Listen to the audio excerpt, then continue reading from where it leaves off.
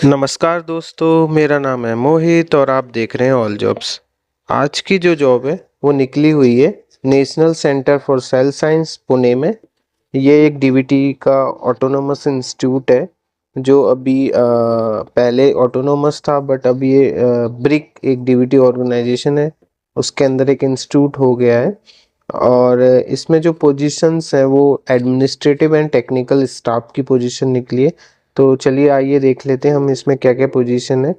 तो आपकी जो एडमिनिस्ट्रेटिव स्टाफ है उसमें पोजीशन जो है वो ऑफिसर बी की है। ये पे लेवल 10 की है। इसमें आपका जो लगभग सैलरी रहता है 1,13,679 है करेंट, जो अभी स्केल चल रहा है और जो भी पर्क्स हैं उसके अकॉर्डिंग। और ये जो कैटेगरी की पोस्ट है, एक पोस्ट है ओबीसी कैंडिडेट के लिए है। और इसमें जो आपकी एज है वो 30 ईयर्स से ज़्यादा नहीं होनी चाहिए, इंक्लूडिंग एज रिलैक्सेशन ये दी हुई है। वैसे जनरल के लिए इसमें आपकी एज जो रहती है 35 ईयर्स होती है, इन्होंने 38 ईयर्स लिख रखा है ऑलरेडी एज रिलैक्सेशन को इंक्लूड करके। इसी में अगली पोजीशन जो है आपकी ऑफिसर ए की है, पे लेवल 7 की है ये। इसमें आपको जो टोटल सैलरी मिलेगी इंक्लूडिंग ऑल पर्क्स एचआरए के साथ 87,675।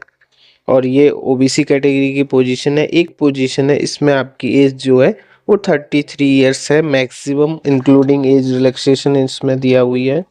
उसके बाद जो अगली पोस्ट है वो ऑफिस असिस्टेंट बी की है, पे लेवल 6 की वैकेंसी है। इसमें आपकी जो सैलरी है वो 70,290 रहने वाली है। एक पोजीशन है ओबीसी की है, मैक्सिमम जो एज है 33 ईयर्स है इंक्लूडिंग एज रिलैक्सेशन है। ठीक है। अब इसमें आपकी क्वालिफिकेशन क्या रहने वाली है और इसमें जैसे कि अपॉइंटमेंट कैसे होगा, बाय डिप्टेशन या बाय डायरेक्ट रिक्रूटमेंट, दोनों ऑप्शन दिए हुए हैं आपका ऑफिसर बी में। तो इसमें जो डिप्टेशन में के लिए क्या है कि ऑलरेडी जो central government, state government, central या स्टेट यूनिवर्सिटी, ऑटोनोमस इंस्टीट्यूट है या पब्लिक सेक्टर अंडरटेकिंग्स जो भी ऑर्गेनाइजेशन है, उनमें कोई भी कैंडिडेट सेम पोस्ट पे काम कर रहा हो। ठीक है। और डिप्टेशन के लिए इन्होंने मैक्सिमम जो बिलो 40 ईयर्स बोला है। ठीक है। तो वो यहाँ पे अप्लाई कर सकता है।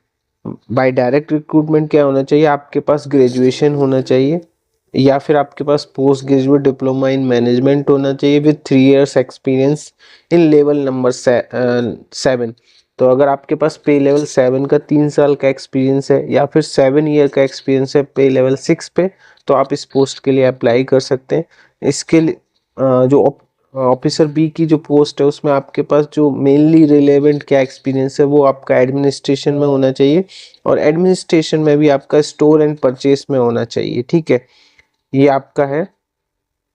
उसके बाद जो आपकी क्या काम रहने वाला है, तो इसमें जो जॉब डिस्क्रिप्शन जो है आपका वो मैटर्स लाइक अपॉइंटमेंट, प्रमोशन, पे fixation, MSCP, amendment of recruitment rules, noting and drafting kind of दिया हुआ है।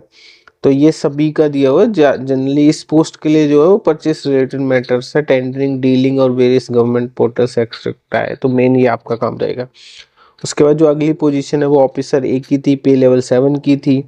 इसमें जो डायरेक्ट रिक्रूटमेंट का क्या है कि आपके पास ग्रेजुएशन होना चाहिए कोई भी डिसिप्लिन में, 3 साल का एक्सपीरियंस होना चाहिए पे लेवल 6 पे।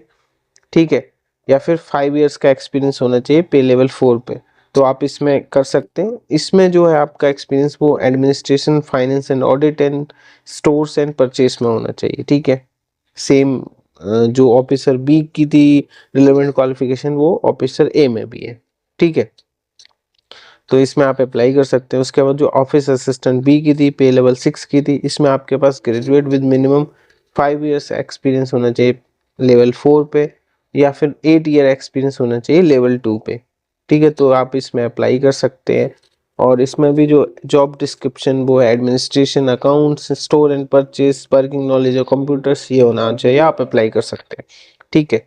उसके बाद एडमिनिस्ट्रेशन की जो पोस्ट थी वो सारी हो गई हैं हमारे पास। अब जो अगली पोजीशंस है वो टेक्निकल स्टाफ में। तो आपका टेक्निकल ऑफिसर सी की है पोजीशन, पे लेवल 11 की है। इसकी जो सैलरी रहने वाली है आपकी 1,34,907 है, एक पोजीशन है अनरिजर्व की है, इसमें आपकी जो एज लिमिट है वो 40 से कम होनी चाहिए, ठीक है। अगली पोजीशन जो है टेक्निकल ऑफिसर बी की है, सिविल इंजीनियरिंग में है, ये पे लेवल 10 की है, तो इसमें आपकी सैलरी 1,13,679 रहने वाली है। ये एससी कैटेगरी के लिए है और इसमें आपकी जो एज है 40 ईयर्स से कम होनी चाहिए, इंक्लूडिंग एज रिलैक्सेशन इन्होंने दिया है। जनरली 35 ईयर्स होती है, 5 ईयर्स का एज रिलैक्सेशन के साथ 40 ईयर्स बोल दिया है। अगली जो पोजीशन है वो टेक्निकल ऑफिसर बी की है, लैब में है, ये पे लेवल 10 की है, तो सेम सैलरी रहेगी जो सिविल में थी, 1,13,679 रुपीज। ये अनरिजर्व की वैकेंसी है, इसमें जो देखिए एज रिलैक्सेशन 35 ईयर्स से आपका कम होना चाहिए एज। अगली पोजीशन टेक्नीशियन बी की है, आई एम, तो इस इंस्ट्रूमेंट एंड का होता है, लेवल 5 की है, इसमें आपकी सैलरी 58,944 रहने वाली। एक पोजीशन है ओबीसी कैंडिडेट के लिए, इसमें जो एजिशन जो क्वालिफिकेशन जनरल के लिए वो 18 to 25 ईयर्स रहती है, बट ये ओबीसी की है तो आपको 28 ईयर्स का मैक्सिमम है। अब ये क्वालिफिकेशन क्या रहने वाली है, जो टेक्निकल ऑफिसर सी जो है पे लेवल 11 की है, तो इसमें आपके पास बी टेक इन इंजीनियरिंग या एमएससी इंस्ट्रूमेंटेशन इलेक्ट्रॉनिक्स या फिजिक्स में with 8 years experience in relevant area होना चाहिए। अगर आपके पास बी से अच्छी क्वालिफिकेशन है, एम टेक एम ई है, तो आपके पास 5 ईयर्स का एक्सपीरियंस होना चाहिए रिलेवेंट एरिया में। अब इसमें डिप्टेशन का भी दिया हुआ है कि आप ऑलरेडी वर्किंग है, सेम काम कर रहे हैं, तो आप डिप्टेशन भी कर सकते हैं। मेनली इसमें क्या है, आईएम जो डिपार्टमेंट है इंस्ट्रूमेंटेशन का और मशीन्स जो होती हैं उनके रिलेटेड है, बट इसमें जो काम क्या होता है वो होता है कोऑर्डिनेट करना आपको स्टाफ जो होते हैं, electrical instrumentation civil and air conditioning work जो सेक्शन होता है उसको आपको देखना है, आप एज ए इंचार्ज वहाँ पे काम करेंगे। तो इंस्टीट्यूट में जो होते हैं उससे रिलेटेड आपकी ये पोस्ट है।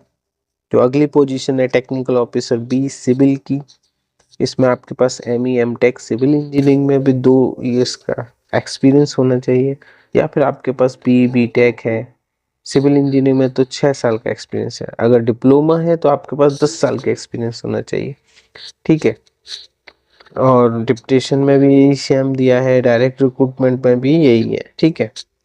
उसके बाद जो अगली पोजीशन है वो टेक्निकल ऑफिसर बी जो लैब की थी, इसमें आपके पास MSc with 6 years experience in relevant field, अगर ग्रेजुएशन ओनली है तो 10 ईयर्स का एक्सपीरियंस होना चाहिए।